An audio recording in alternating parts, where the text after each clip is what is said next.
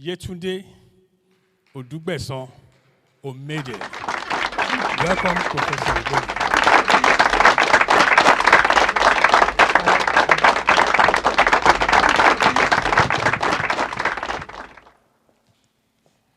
Good evening, everyone.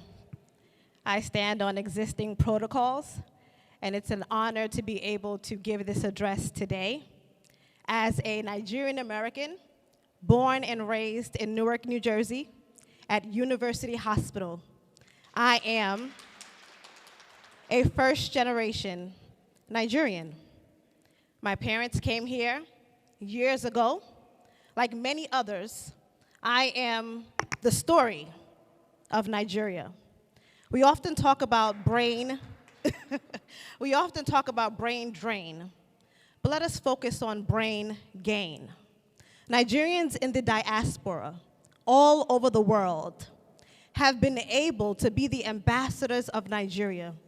We have been able to represent the country in tumultuous times. We have been able to rewrite and change some of the narratives that have come out of Nigeria. We answered the call of duty that said in our first national anthem on October 1st, 1960, there was a part that said, "No matter the tribe or tongue, in brotherhood we stand." And we have in the diaspora been able to come together and unify ourselves, understanding that there were various internal and external threats that oftentimes tried to undo the beautiful story of Nigeria. We pulled up our bootstraps. We took some parts of the American dream. We took the culture of Nigeria, and we went out into the world so that whenever you heard a Nigerian name, it was synonymous with excellence. Whenever you heard a Nigerian name, it was synonymous with hard work. Whenever you heard a Nigerian name, you knew that education was paramount in the household. It wasn't just upbringing, it was a culture. It's an African culture. It is a Nigerian culture. So I don't tend to use this platform to focus on the issues that are not peculiar to Nigeria, the issues that are global issues that other countries also endure, but to focus on the glory of what Nigeria is. I am a testament to that. Born and raised here, I took the culture. I look at the world in a dual vision. I'm a product of the American dream. I'm the product of my Nigerian parents' prayers. And I understood that wherever I go, I was a representative not only of my home, but of my other home, right? Nigerian home. And that when I would walk into meetings, and when I would be the youngest person on the board, or the youngest faculty, or the only woman of color, I knew that there was more things that I had to represent than just myself, or just my qualifications, or just where I'd been at. There was a generation that was just like me, first generations who were just like me, who were born here in the United States, who also had that call to duty. There's a part in that anthem, in our national anthem, that says, "It is a great gain to be able to pass the flag to future generations without stain." And one thing I want to say is that, you know, the generation that we have now is a different generation. They're not the generation of the 60s, of the 70s, of the 80s, or of the 90s. We are a generation with so many things that are at our disposal, a generation that is exposed to the many global issues that are out there, a generation, if tapped into, can be the human capital of the world. That is what we have been able to do. So the brain gain that all the other countries have experienced by Nigerians in diaspora is one of our glories. That is the new turning point. That is what Toby Amosun, who is the fastest hurdler in the world, I look at her with almost symbolic as a baton, basically saying, here's the baton to the next generation. How will you rewrite the new future? How will you patch or make things or be the bridge back home? How will you be able to change some of the global narratives that are there? Any issues that the country face, I always say they're not peculiar to Nigeria. They're not the only story of Nigeria.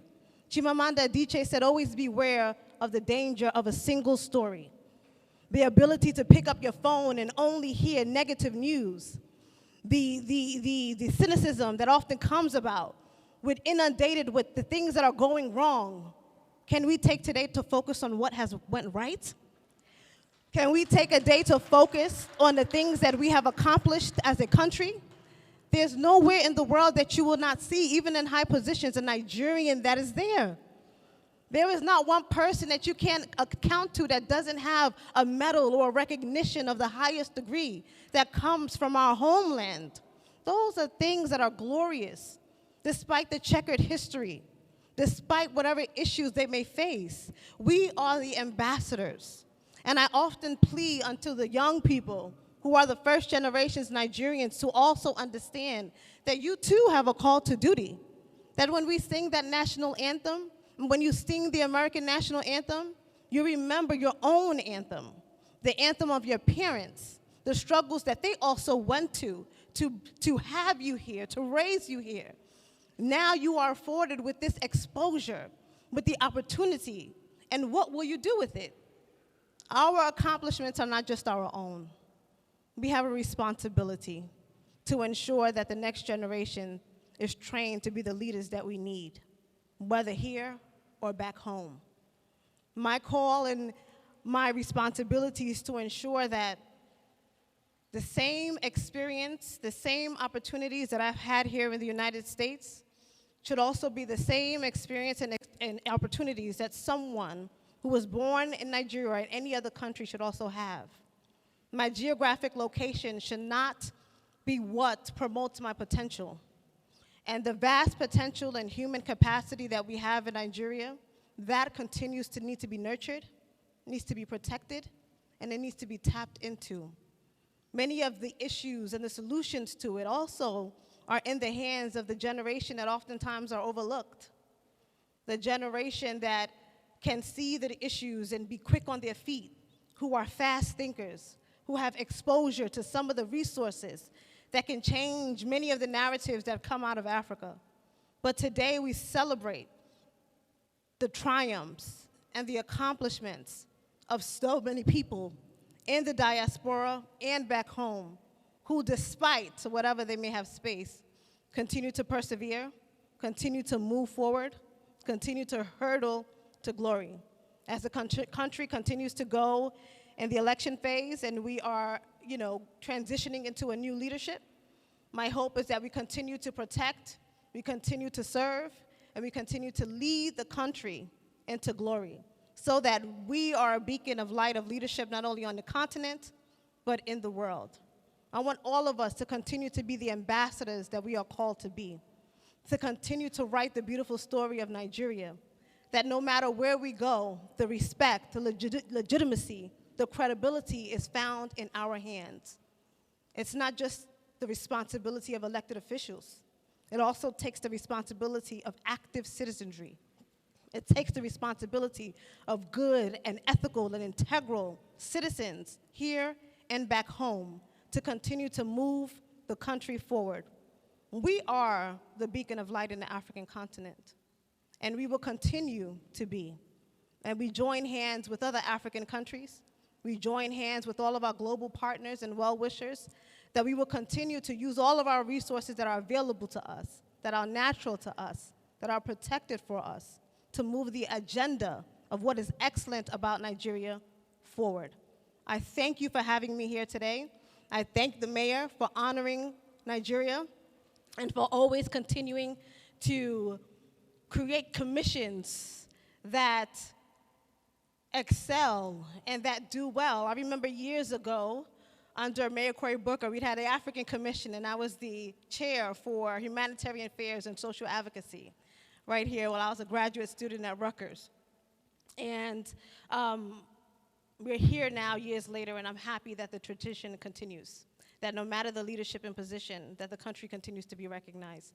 Thank you so much today, and I wish Nigeria a blessed leadership and a blessed election season, and for us to continue to move forward in the way of excellence. Thank you.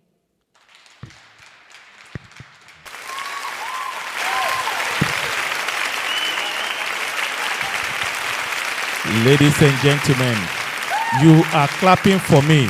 Please put your hands together for our keynote speaker, former Clinton Global Initiative Ambassador, Professor Yetunde Omede.